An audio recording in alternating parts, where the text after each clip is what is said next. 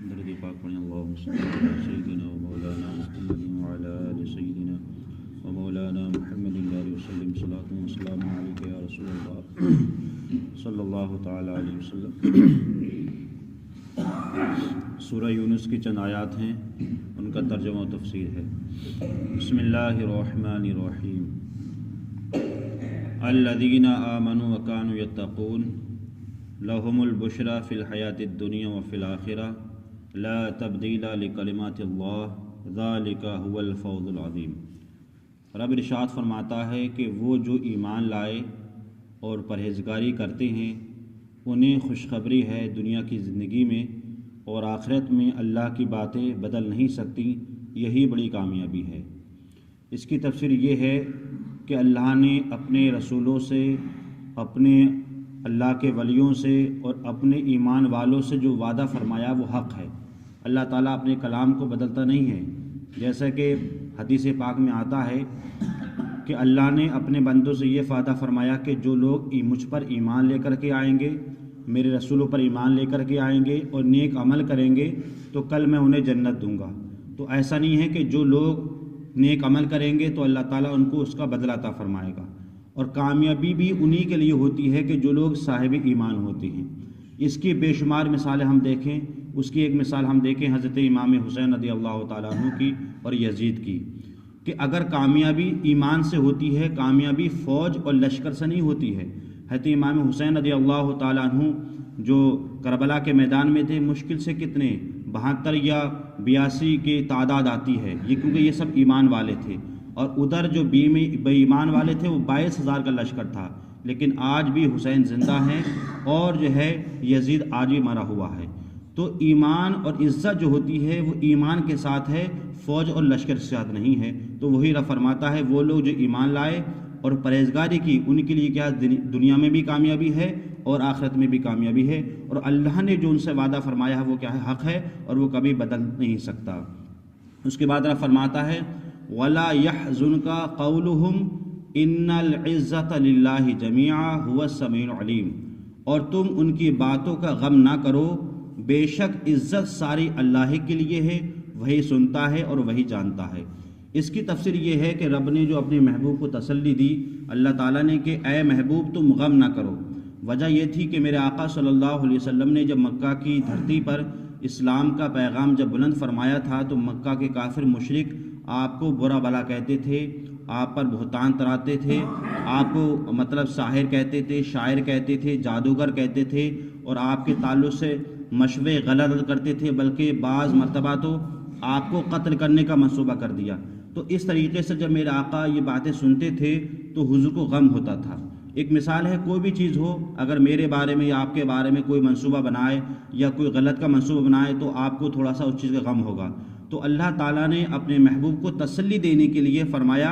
اے محبوب تم غم مت کرو،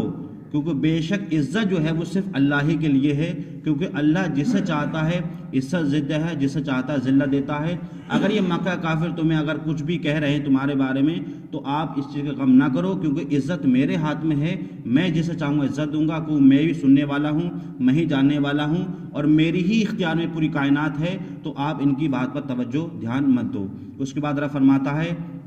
الا ان للہ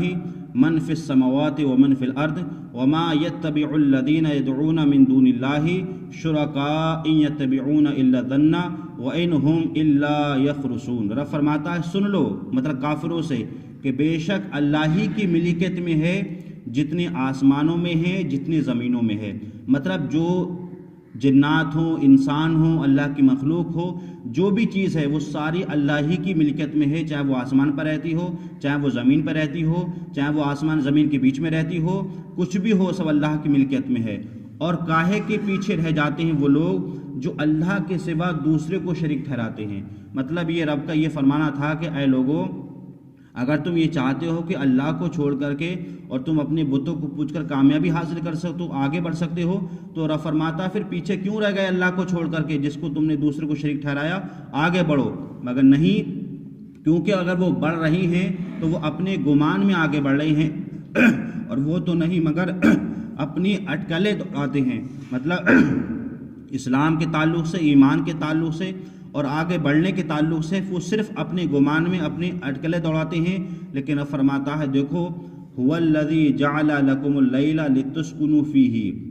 وہی ہے جس نے تمہارے لیے رات بنائی کہ اس میں چین پاؤ۔ اب اللہ نے جو رات بنائی ہے چین کے لیے، صرف مسلمانوں کے لیے نہیں بنائی ہے، بلکہ یہ صرف سب کے لیے ہے، چاہے وہ اللہ کے ماننے والے ہوں یا نہ ماننے والے ہوں۔ اور اس میں سب سے بڑی حکمت یہ ہے کہ اللہ تعالیٰ نے رات کو اس لیے پیدا فرمایا کہ جو میرے بندے دن بھر کام کرتے ہیں، کوئی مزدوری کرتا ہے، کوئی تجارت کرتا ہے، کوئی سفر کرتا ہے، کوئی کچھ کرتا ہے، لیکن میں نے رات اس لیے بنائی ہے تاکہ وہ رات میں سو کر کے دن بھر کی جو ان کی تھکٹ ہوتی ہے وہ ختم ہو جائے۔ اور ایسا ہوتا ہی ہے کہ اگر کاش اللہ رات نہ بناتا تو انسان جو ہے پھر کام کے لائق نہیں ہوتا۔ انسان صبح سے شام تک کام کرتا ہے، پھر رات میں سوتا ہے، جب صبح اٹھتا ہے تو بالکل فریش ہو جاتا ہے، پھر وہ کام پہ لگ جاتا ہے۔ تو یہ اللہ کا بہت بڑا شکر احسان ہے کہ اس نے اپنے بندوں کے لیے رات بنائی ہے۔ کس لیے بنائی ہے؟ لِتَسْكُنُوا فِيهِ، تاکہ اس میں چین پاؤ، مطلب سکون پاؤ۔ تو گویا کہ رات وہ جاگنے کے لیے نہیں ہے بلکہ رات سونے کے لیے ہے۔ وَالنَّهَارَ مُبْصِرًا، اور اللہ تعالیٰ نے جو دن بنایا ہے وہ تمہاری آنکھیں کھولتا ہوا، تاکہ تم دن کے اجالے میں کام و کاج کرو، تجارت کرو، اور کرنے کے بعد اللہ تعالیٰ کی رضا حاصل کرو۔ إِنَّ فِي ذَلِكَ لَآيَاتٍ لِقَوْمٍ يَسْمَعُونَ، بے شک اس میں نشانیاں ہیں سننے والوں کے لیے۔ مطلب اللہ تعالیٰ نے دن اور رات جو بنائی ہے، دن بنایا ہے تجارت کاروبار کے لیے، رات بنائی ہے سکون کے لیے، تو اس میں بے شمار نشانیاں ہیں۔ اگر انسان اس کو دل سے سنے اور اس کو سمجھے تو اس کے لیے نشانیاں ہیں۔ اللہ تعالیٰ ہمیں اور آپ کو صحیح طریقے سے قرآن مجید سمجھنے کی، اس پر عمل کرنے کی توفیق عطا فرمائے۔ اللہم صلی علی سیدنا